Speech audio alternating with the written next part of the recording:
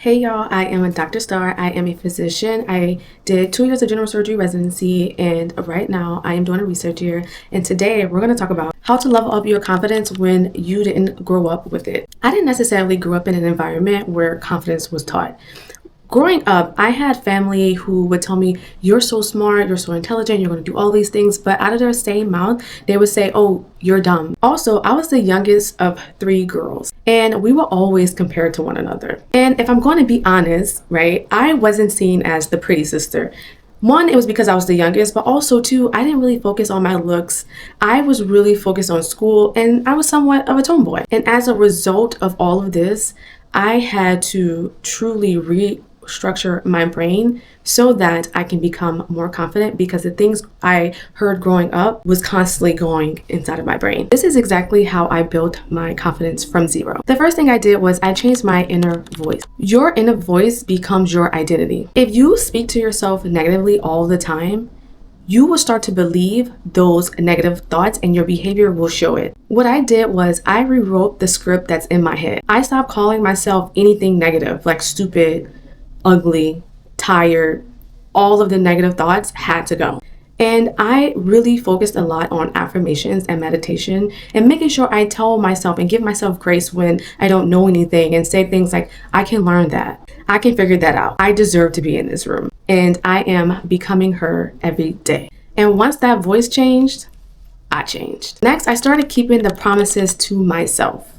And when I tell you, this is one of the most important things you have to do. You truly have to build that trust with yourself, and it can be from the smallest habit, but you have to 100% commit to the things that you say that you're going to do.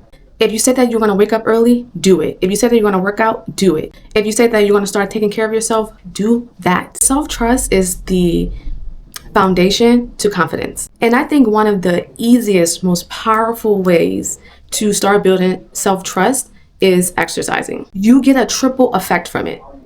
You not only start to build self-trust, but you also start to build your physical body and start to look better.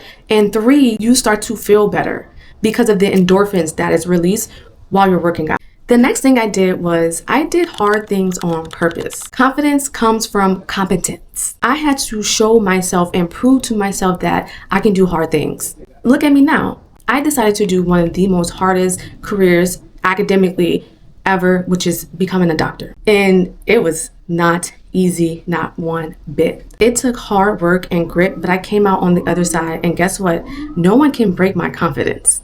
But every time I did something difficult, it grew my confidence. You don't build confidence by just waiting. You build confidence by doing.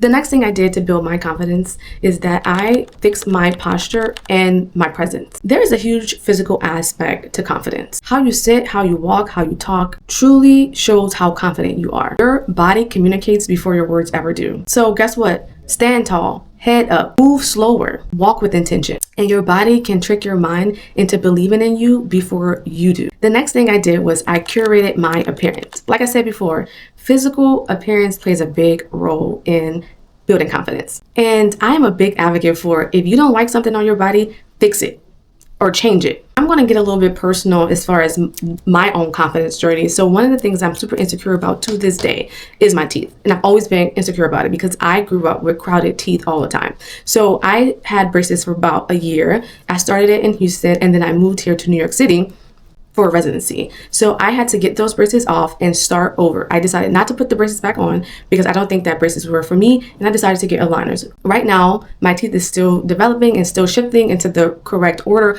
but I am still insecure about that, and I need my teeth to be straight now. But I know as soon as my teeth is where I want it to be, my confidence, I know, will skyrocket 1000%. But it's important to find your signature hairstyle, your signature wardrobe, what style you want to go with, your makeup routine, perfumes, make sure you're getting your hair done, your nails done, making sure that you are keeping up with your appearance. All of these things are important, and these things shape the way you see yourself. And once you see yourself differently, the world follows. Next thing I did was I stopped over-explaining myself. Explaining too much is a symptom of low confidence. You don't need to overshare, just get your point across and stop talking. All right, this next one. I stopped accepting the bare minimum.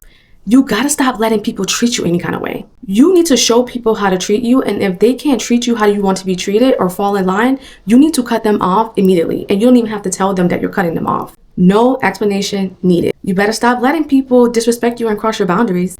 And the thing is, we get so accustomed to how we grew up and how people treated us, and we need to really understand that that isn't normal. How we were treated sometimes growing up was not normal at all. So you need to unlearn that and go to therapy. But the moment I raised my standards, everything changed. My friendships, my relationships, everything. But confidence grows when you protect your self-worth. And the last thing I did was I put myself in rooms above my current level. You cannot become confident in smallness. And you have to start leveling up once you start to build that confidence. Travel, see the world, try something new, go to that fancy bar, talk to that bartender about the different types of wines, learn a new hobby, go to that conference, join that prestigious social club. You have to expose yourself to environments and people that stretch you. In every room I was scared to walk into, that was a room that helped me grow. One of the biggest shifts in my journey was realizing that confidence doesn't have to be loud or aggressive. There is a calm confidence that is soft and undeniably powerful. It's the energy of I am enough and I don't need to compete with anyone. That version of confidence comes from inner peace and not outer performance. If no one taught you confidence growing up, I need you to hear me. You can learn it now and build it at any age. You can rewrite your story and become that woman who walks into the room and radiates with confidence. I hope you all learned something from this video today, and if you made it this far, congrats. And I will see you all in my next video. Bye.